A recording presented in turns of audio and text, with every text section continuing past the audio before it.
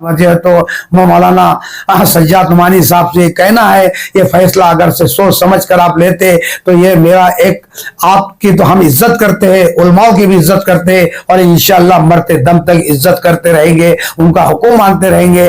लेकिन मेरा सवाल आखिरी में यही है, अगर से ऐसा फैसला आप करते, मैं कौन होता आपको हुक्म देने वाला। एक औरंगाबाद शहर का मसला, जैसा आपने लहू शिवाड़े जो कांग्रेस के अंदर इंडिया अलायंस के अंदर है, तो मान लो वाकई में लहू शिवाड़े ने स्टेज पर आकर इसका एक ऐलान करना चाहिए कि अब मेरा खुला समर्थन डॉक्टर गफ्फार कादरी साहब को है।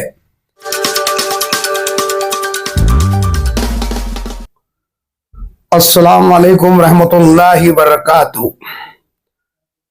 तमाम औरंगाबाद महाराष्ट्र की जनता से मैं एक पैगाम पहुंचा रहा हूं और मौलाना सज्जाद नुमानी साहब को भी ये मैं एक पैगाम पहुंचा रहा हूं। ये मौलाना सज्जाद नुमानी साहब तक ये पैगाम पहुंचना चाहिए। इसलिए पहुंचना चाहिए कि आज आपके एक ऐलान से पूरे महाराष्ट्र के अंदर सियासत के अंदर एक बहुत चाल आ गया। मैं मेरे तजुर्बे के एतबार से ये बात ऐलान कर रहा हूं और सियासी तजुर्बात के एतबार से मैं ये बात को ऐलान कर रहा हूं। आज मौलाना सज्जाद नुमानी साहब ने एक ऐलान किए कि महाराष्ट्र के अंदर जो है तो इंडिया अलायंस को जो है तो मुसलमानों ने समर्थन करना चाहिए। और औरंगाबाद शहर के अंदर 9 विधानसभा के कैंडिडेट के अंदर एक पूर्व के हमारे एक कैंडिडेट का नाम लिया, डॉक्टर गफ्फार कादरी साहब का, जिसको समर्थन करना चाहिए।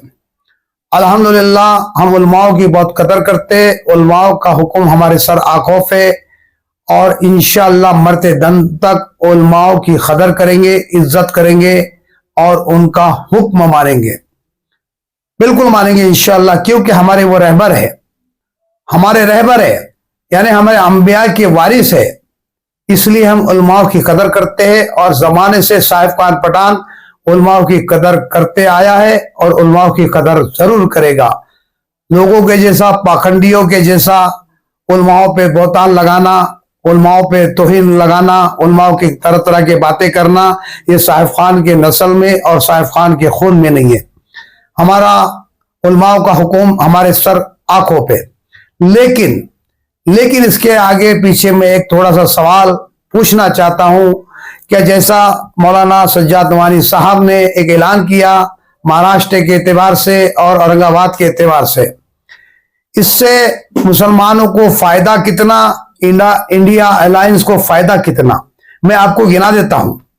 इसमें नुकसान किसका होगा और फायदा किसका होगा, और इसकी वजह ये अल्फाज बोलने से महाराष्ट्र के अंदर सियासत के अंदर क्या बोलचाल आया, ये भी आपको मैं मीडिया के माध्यम से और अपडेट के माध्यम से ये बात आप तक ये पहुंचना चाहिए। अब रहा सवाल, पूरे महाराष्ट्र के अंदर यानी 10 से 11 मुसलमान इलेक्शन में खड़े हुए, पूरे 10 से 11 मुसलमान इलेक्शन के अंदर खड़े हुए हैं, ताकि 30 ऐसी जगह है, 30 ऐसी जगह है महाराष्ट्र के अंदर 100% मुसलमान वहां पर चुनकर आ सकते हैं, 100% आ सकते हैं। अब रहा सवाल, अब 10 से 11 मुसलमान जो है तो महाराष्ट्र के अंदर यानी खड़े हुए हैं, बाकी तो 10 या 4 5 है वो, लेकिन जो है तो मोतेबर लोग, अच्छे काम के काबिलियत लोग रखने वाले और सियासत के अंदर यानी इंडिया अलायंस के अंदर यानी 8 से 9 सीट इंडिया अलायंस ने मुसलमानों को टिकट दी है, जबकि उनको 30 टिकट देना चाहिए था। अब रहा सवाल, अब मैं पूछना चाहता हूं मौलाना सज्जाद नुमानी साहब से, ये 8 घंटे जो इंडिया अलायंस के अंदर है, क्या इनको हिंदू भाई, हमारे हिंदू भाई वोट देंगे, इसकी क्या गारंटी, और वो 8 जो है चुनकर आएंगे, इसकी क्या गारंटी। 100% हिंदू वोट मिलेंगे, दलित मिलेंगे, मुसलमान तो ही दे ही देंगे, लेकिन क्या गारंटी कि दलित वोट मुसलमानों को देंगे, हिंदू वोट देंगे। रहा सवाल ये आगे का। अब रहा यहां का औरंगाबाद शहर का मसला, जैसा आपने लहू शिवाड़े जो कांग्रेस के अंदर इंडिया अलायंस के अंदर है, तो मान लो वाकई में लहू शिवाड़े ने स्टेज पर आकर इसका एक ऐलान करना चाहिए कि अब मेरा खुला समर्थन डॉक्टर गफ्फार कादरी साहब को है। बिल्कुल इन्हें ऐलान करना चाहिए। तो वाकई में मैं मान लो 9 शिवाड़े जो है तो मुसलमानों के फेवर में है, और इंडिया अलायंस का आपने जैसा ऐलान किया, आपकी बात पे ये लोग हिंदू भाई हमारे इस आपकी बात पे सहमत है। अब रहा सवाल इसकी वजह से जो मुसलमानों को नहीं, पूरे महाराष्ट्र के अंदर इसके अंदर जो है तो आज बीजेपी को कितना फायदा होगा मैं बताता हूं आपको ये मीडिया के माध्यम से। जैसे ये बात पता चली, मौलाना सज्जाद नूमानी साहब ने एक ऐलान कर दिया, तो उद्धव ठाकरे साहब ने जो है तो अपने अबू हाशिम आजमी का और मुबारकबाद दी और उनका इस्तेकबाल किया। तो पूरे महाराष्ट्र के अंदर शिवसेना के अंदर एक भौचाल आ गया और नाराजगी इन्होंने जो है इसके अंदर नाराजगी पेश की। किससे? उद्धव ठाकरे से। अब उद्धव ठाकरे से जब नाराजगी पेश हुई तो इंडिया अलायंस के अंदर जो भी शरद पवार राष्ट्रवादी हो या फिर कांग्रेस हो, इससे भी हिंदू भाई नाराज बिल्कुल 100% हो गए होंगे। अब रहा फायदा, अब फायदे वाली बात, इससे फायदा 100% महाराष्ट्र को, बीजेपी को बिल्कुल 100% मिलने वाला है। ये मेरा सियासी तजुर्बा बता रहा है। इसमें 100% ये बोल से 100% पूरी बहुमत के साथ में बीजेपी महाराष्ट्र के अंदर बिल्कुल आ सकती है। अब रहा सवाल, जैसा तुम्हारे मुस्तफा कादरी साहब ने एक ऐलान किया आपके साथ में बैठ के, जो 4-5 लोग ने जो फैसला किया, क्या मैं मुस्तफा साहब को मैं पूछना चाहता हूं, मुस्तफा कादरी साहब को, क्या औरंगाबाद शहर के अंदर बड़े बड़े हालात आए, यहाँ पे दंगे हुए, यहाँ पे बाढ़ जैसी आई, कभी मुसलमानों का इन्होंने कभी जायजा नहीं लिया और कभी जो है इसके बारे में कभी इन्होंने पूछताछ नहीं की। कभी मुसलमानों के ऊपर हालात आए तो इन्होंने कभी जायजा नहीं लिया।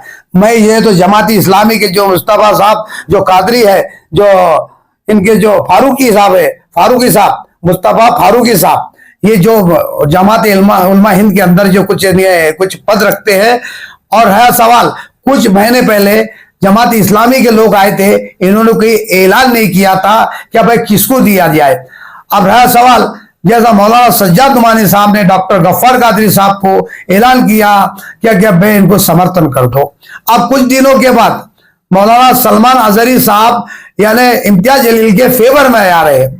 मौलाना सलमान अजहरी की बात कर रहा हूं, उनके फेवर में यहाँ पे बयान स्टेज के ऊपर उनका प्रोग्राम रहने वाला है। तो हमने क्या समझना चाहिए, क्या जहाँ 2 मौलाना के अंदर उलमाओं के अंदर भी जो 2 गट पादे आ रहे, अलग उलमाए कराम किसी की ताहीद कर रहे, एक कुछ उलमाए कराम जो तो इमाम की ताहीद कर रहे, इससे जो है तो उम्मत के अंदर बंटवारा हो रहा है। आप एक ऐलान करते, बहुत बेहतर ऐलान होता, तमाम औरंगाबाद के नहीं पूरे महाराष्ट्र के मुसलमानों से ही अपील करते, आपस में आप जो है बैठकर इसका डिस्कस कीजिए, इसका ऐलान कीजिए, वहां के उलमा मोतबर उलमा को आप बैठकर जो है तो इसका डिस्कस कीजिए, किसको खड़ा करना है क्या नहीं खड़ा करना है। अगर से हमारे कैंडिडेट इस बात पर आमादा नहीं होते, अगर से नहीं मानते इस बात को, तो असल इसका फैसला करते आप क्या भाई कुर्रा अंदाजी करो, आप आपस में बैठकर महाराष्ट्र के अंदर कुर्रा अंदाजी करो, ये अल्लाह का हुक्म भी पूरा होता और आपस में बैर भी नहीं होते और इससे बीजेपी को फायदा नहीं होता। तो यही तमाम मेरा मुझे तो मौलाना सज्जाद नूमानी साहब से कहना है, ये फैसला अगर से सोच समझ कर आप लेते तो ये मेरा एक, आपकी तो हम इज्जत करते हैं, उलमाओं की भी इज्जत करते हैं और इंशाअल्लाह मरते दम तक इज्जत करते रहेंगे, उनका हुक्म मानते रहेंगे। लेकिन मेरा सवाल आखिरी में यही है, अगर से ऐसा फैसला आप करते, मैं कौन होता आपको हुक्म देने वाला। एक आदना से आदमा लोग बोलेंगे कि भाई आप सज्जाद नूमानी साहब को ये बात दे रहे, लेकिन मैं सियासी एतबार से बात कर रहा हूं, दीनी एतबार से नहीं, दीनी मसाइल से अलग, ये सियासी एतबार से बोल रहा हूं। जो मुझे तजुर्बा है सियासी एतबार से, मैं हुक्म दे रहा नहीं हूं सज्जाद नूमानी साहब को, मैं माफी चाहता हूं और मैं बिल्कुल मैं उसके लायक भी नहीं हूं कि मौलाना सज्जाद नूमानी साहब पर जो है तो मैं कुछ गलत टिप्पणी करूं, उलमाओं के ऊपर गलत टिप्पणी करूं या किसी के जो तो आलिम दीन के ऊपर गलत टिप्पणी करूं, मैं उसके लायक भी नहीं हूं।